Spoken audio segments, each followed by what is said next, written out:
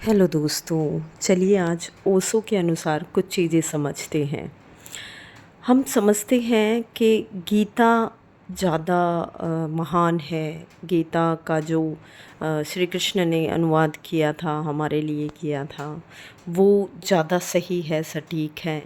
या फिर बाइबल, या फिर कुरान, या फिर गुरु ग्रंथ साहिब, इनमें कौन सा ऐसा ग्रंथ है या ऐसा महान आप कह सकते हो पवित्र ग्रंथ है कि जिससे हम ये आइडिया लगा सके कि नहीं, ये वाला पक्के वाला है और इससे ही हम ईश्वर को प्राप्त कर सकते हैं और हमें इसे अपनाना चाहिए। चाहे वो कुरान है या बाइबल है, हमें इसमें से चूज़ करना होगा इन सब में से कौन सा है जो सटीक बैठता है हम इंसानों के लिए, मनुष्य के लिए।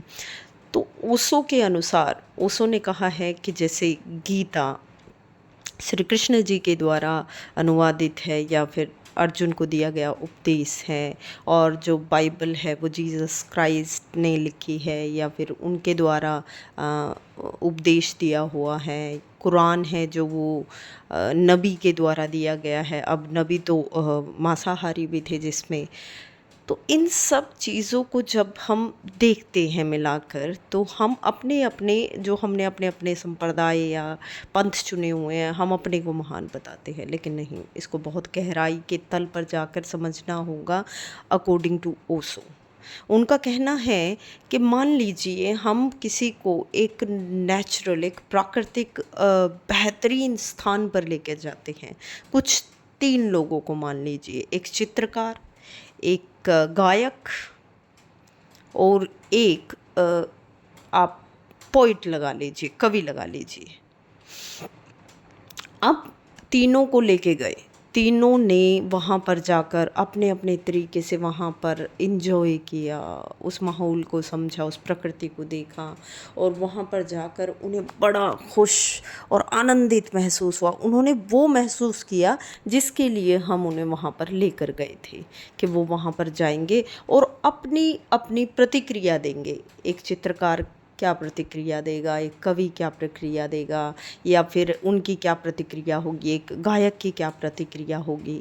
तो हम अब इसमें मान लीजिए हम गीता को चित्र समझ लेते हैं, चित्रकार समझ लेते हैं, यानी कि कृष्ण को, और हम समझ लेते हैं जीसस क्राइस्ट को, हम पोइट समझ लेते हैं, और नबी को मान लीजिए हम समझ लेते हैं संगीतकार।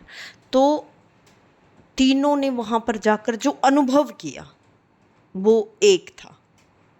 एक, तीनों ने जो अनुभव किया, जो पाया, जिससे जुड़े, वो एक था। अनुभूति तीनों की एक थी अकॉर्डिंग टू ओशो। लेकिन तीनों इंसान अलग हैं, स्वभाव अलग है, मिजाज अलग है, अलग माहौल में बड़े हुए हैं। तो उनके द्वारा जो अभिव्यक्ति की गई, अभिव्यक्ति वो कहीं ना कहीं अलग रही है। तो एक चित्रकार ने जब उस प्रकृति को, उस नेचर को बखान करने के लिए बोला गया, तो उसने गीता के रूप में बखान किया, यानी कृष्ण ने। उन्होंने ऐसे चित्रित किया, बहुत सुंदर सा एक दृश्य बनाया, अपने कैनवस पर उतारा उस दृश्य को, क्योंकि वो चित्रकार है। उसके गुण, उसके धर्म, उनकी विशेषताएं अलग हैं। फिर हमने गायक से बात की। गायक ने कहा कि बस प्रकृति संगीत है, यानी कि वो नबी, उन्होंने अपने गुण, धर्म और विशेषताओं के अनुसार कुरान दी, क्योंकि एक कवि की गुणवत्ताएं अलग है। जस्ट फॉर एग्जाम्पल हैं, वो कवि नहीं थे, वो चित्रकार नहीं थे, लेकिन एग्जाम्पल के तौर पर अगर आपको बताया जाए। और फिर आ जाते हैं हम बाइबल पर। और बाइबल में जब एक पोइट को कहा गया, तो उसके लिए सिर्फ़ और सिर्फ उसे पोइट्री ही पोइट्री, कि कुदरत ये, कुदरत वो, प्रकृति ये, प्रकृति वो। एक गायक कहता है कि सारी प्रकृति म्यूज़िक है। एक चित्रकार कहता है कि दृश्य के अलावा प्रकृति कुछ भी नहीं है। लेकिन एक पोइट से पूछा तो वो कहता है इसे शब्दों में जैसे मर्जी ढाल लो।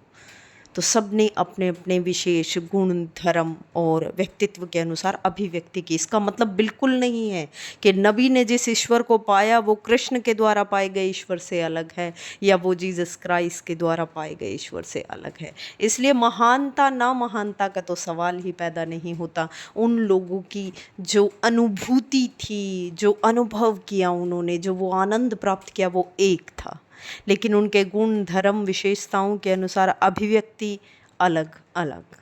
तो इसको यहाँ तक अगर मैं आपको कहती हूँ, ओशो की कही ये बात तार्किक रूप से मुझे एकदम से सही लगी। आप लोगों को कैसी लगी प्लीज़ कमेंट सेक्शन में ज़रूर बताइएगा। धन्यवाद।